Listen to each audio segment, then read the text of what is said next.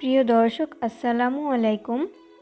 আজকের পর্বে আপনাদেরকে ইফতারের জন্য মুচমুচে মজাদার ডিমের পাকোড়া বা ডিম চাপ তৈরি করে দেখাবো। তো চলুন দর্শক রেসিপিটি দেখে নিচ্ছি শুরু থেকে শেষ পর্যন্ত। ডিম চাপ তৈরি করার জন্য প্রথমে আগে ব্যাটার তৈরি করে নিব। ওই জন্য একটা বোল নিয়েছি। এরপরে বোলের মধ্যে ব্যবহার করব 1 কাপ পরিমাণ বেসন। এরপর ব্যবহার করব 1/4 চা চামচ পরিমাণ হলুদের গুঁড়া, 1/2 চামচ পরিমাণ মরিচের গুঁড়া, ঝালটা স্বাদ বুঝে কমিয়ে বাড়িয়ে অ্যাড করতে পারেন। এরপর ব্যবহার করব 1/4 চা চামচ পরিমাণ ভাজা জিরার গুঁড়া, 1/4 চা চামচ পরিমাণ চাট মশলা। এরপর ব্যবহার করব 1/4 চা চামচ পরিমাণ গরম মশলার গুঁড়া, 1/2 চামচ পরিমাণ আদা বাটা, স্বাদ মতো লবণ, 1/4 কাপ পরিমাণ পেঁয়াজ কুচি, 1 টেবিল চামচ পরিমাণ কাঁচামরিচ কুচি, 2 টেবিল চামচ পরিমাণ ধনিয়া পাতার কুচি।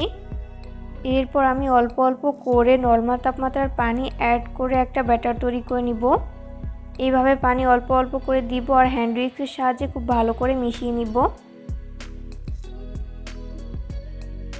খুব বেশি পাতলা আবার খুব বেশি ঘন না, মিডিয়াম ঘনত্বের একটা ব্যাটার তৈরি করে নিয়েছি। এরপর এটাকে একটা সাইডে রেখে দিব। এরপর আমি এখানে 2টা সিদ্ধ ডিম নিয়েছি।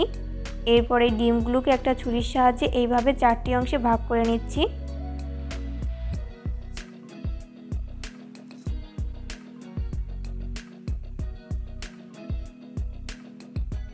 সেমভাবে আমি সবগুলো ডিম ভাগ করে নিয়েছি। এরপর এখান থেকে একটা ডিমের পিস নিয়ে আমি এই ব্যাটারের মধ্যে খুব ভালো মতো কোট করে নিব।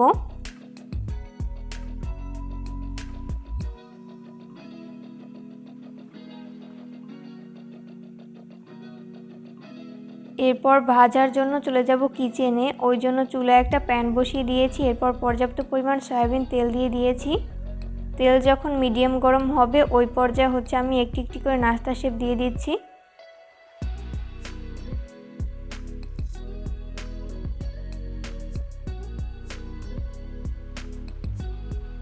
সবগুলো নাস্তা শেপ দিয়ে দেওয়া হয়েছে। এরপর চুলার আঁচ মিডিয়াম ফ্লেমে রেখে এই নাস্তাগুলোকে ভেজে নিতে হবে। এতে করে দুই পাশ ভালো মতো কুকড হতে পারবে। যখন নাস্তাগুলোর এক পাশ ফ্রাই করে নেওয়া হবে ওই পর্যায়ে উল্টে দিব অপর পাশটি ফ্রাই করে নেওয়ার জন্য।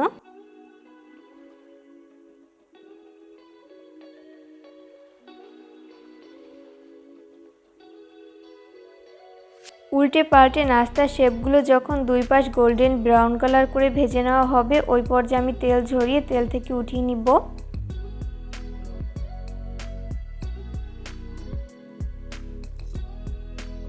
নাস্তাগুলোকে ভেজে আমি একটা নাস্তার প্লেটে তুলে নিয়েছি, দেখতেই পাচ্ছেন। আর এই নাস্তাটিকে আমি টমেটো সসের সাথে সার্ভ করেছি।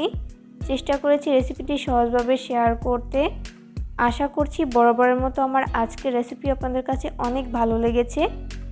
রেসিপি ফলো করে অবশ্যই বাসায় ট্রাই করবেন। দেখবেন পরিবারের ছোট থেকে বড় সবাই অনেক বেশি পছন্দ করবে আর অনেক মজা করে খাবে। পরবর্তী রেসিপি দেখার আমন্ত্রণ জানিয়ে আজকের মতো এখানেই বিদায় নিচ্ছি। সবাই অনেক বেশি ভালো থাকবেন। আল্লাহ হাফেজ।